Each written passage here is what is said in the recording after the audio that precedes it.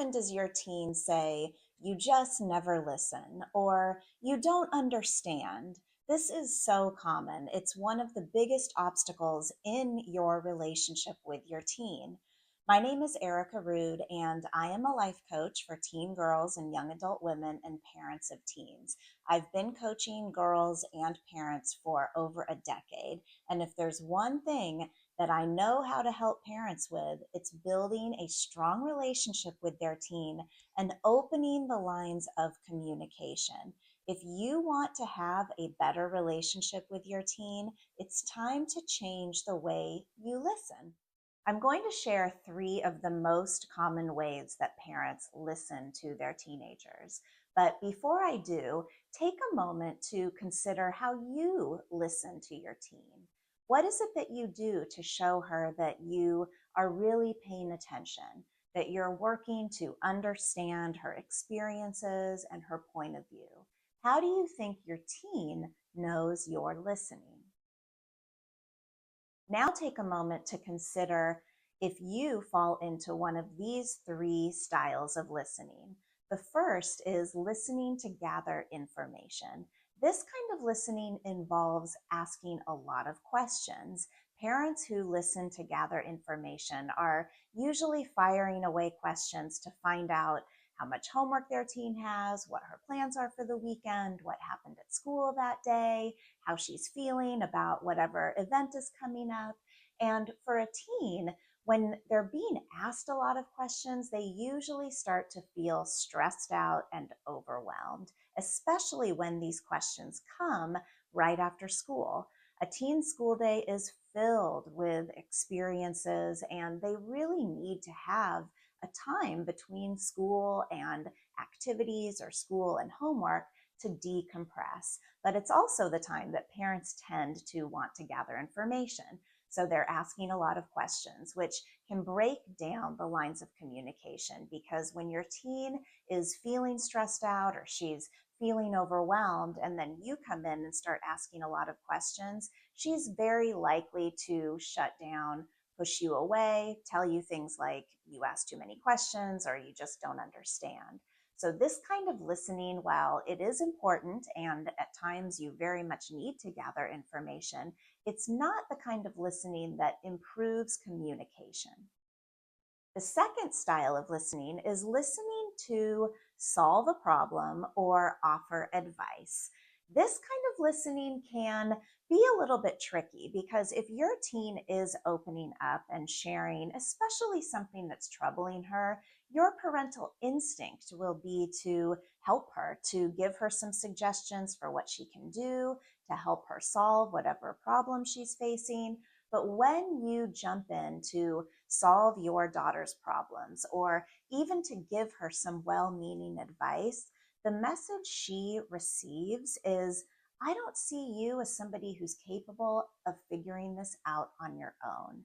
Your daughter may want your advice and she may need it, but when you give it unsolicited, you're not doing a lot to build up her sense of capability and her belief in herself. So rather than jumping in to solve her problems or give her advice, take a moment to take a step back so you can move into the most effective kind of listening, which I'm going to get to in just a moment. Before I share the most effective style of listening that will improve your relationship with your teen, deepen trust, and continue to open the lines of communication, I want to share the third most common style of listening. This is listening based on your own fears, your assumptions, or your worries. When you're listening to your teen from this place, you tend to be distracted. You're not really paying attention to what she's saying or what she is telling you she has gone through and experienced. Rather, you're assuming you know what she's going to say next. You're thinking about all the things that you're worried about. You're really tuning in more to your own fears and anxieties than you are to what your teen is opening up with you about. And your teen will pick up on this. She will start to think that you are distracted and that you're about to say something that's really all about you and not about her. And in many cases, that is what you'll say. You'll express a fear, you'll share an assumption, you will share with her something that you're worried about, and that sends her the message that you're not really listening.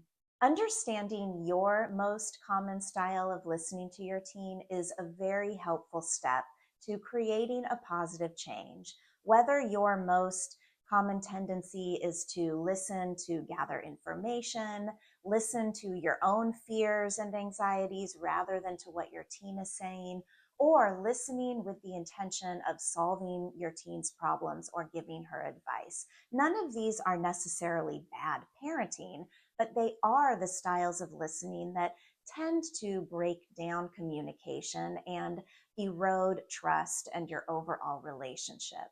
So, what is the most effective way to listen to your teen? The most helpful way to listen to your teen and the style of listening that supports a strong parent teen relationship and open lines of communication and deepens trust and even supports your teen in her independence is listening to understand.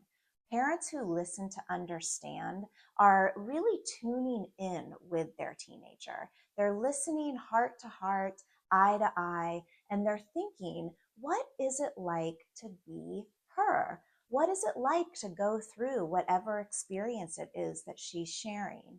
When you listen in this way, you're demonstrating to your teen your desire to really understand and connect with her. When you're listening in this way, you're not doing a lot of talking. You're giving her eye contact. You may be nodding, giving her a little bit of affirmation through a pat on the back or holding her hand, and you're validating what it is that she's sharing with you. You might say something like, so what I hear you say is, and that made you feel this way. Did I get that right? Adding that question, did I get that right, at the end of your reflection is really helpful. And it invites your teen to share a correction or to say to you, yeah, you did get that right, mom. And when she feels that you are listening in this way, she is going to want to open up more because you're not judging. You're not solving her problem. You're not listening from your point of view and tuning into your fears and anxieties. You're really being present for her. Give this kind of listening a try, listening to understand, and show your teen that you really have her back. You can be present and watch how your relationship blooms. And if you're having trouble getting through to your teen or the lines of communication have broken down so much, reach out. Parent coaching will give you new insights, tools, and solutions that will work to open the lines of communication and repair whatever has been damaged in your relationship. And if your daughter could use support, learn more about teen life coaching. Through teen life coaching, your daughter will build self-esteem, confidence, and she will gain a toolbox of effective life skills that will serve her as she navigates the teen years and makes her way toward adulthood.